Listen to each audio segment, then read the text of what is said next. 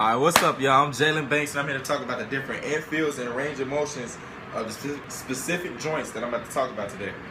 Kicking it off, I'm going to start off with the shoulder joint, known as the glenohumeral joint. And the first motion I'm going to talk about is shoulder flexion. Move your arm straight up. That is a muscular stretch type infill. Moving your arm straight back in the opposite direction. Shoulder extension will be a capsular or a ligamentous type infill. Moving your arm straight out to the side. Shoulder abduction will be a muscle stretch type infill. Moving your shoulder straight in, shoulder adduction will be a capsular type infill. Moving your shoulder out into external rotation is a capsular type infill. And moving it in into internal rotation is also a capsular type infill. Moving down to the next joint, the humeral ulnar joint, known as the elbow joint. Elbow flexion will be a soft tissue approximation type infill. But for somebody about my size or a little bit smaller, that'll be also a capsular type infill. Moving straight out into elbow extension will be a bone-to-bone type infill due to the bones right here. Moving next down to the radiocarpal joint, wrist flexion, capsular type infill.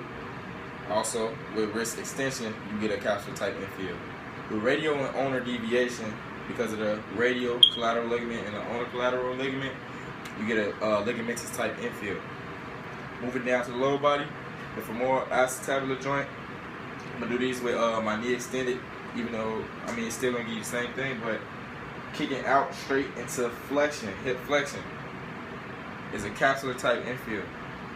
Moving it straight back into the opposite direction, straight out, hip extension will be a capsular or a ligamentous type infill.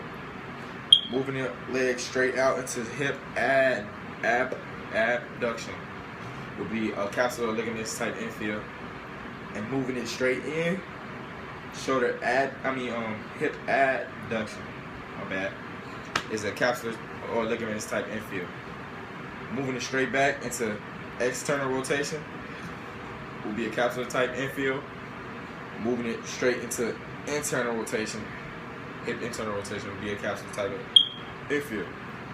Moving down to the last joint, the tibial femoral joint, kicking it straight out into knee extension will be a capsular type infill.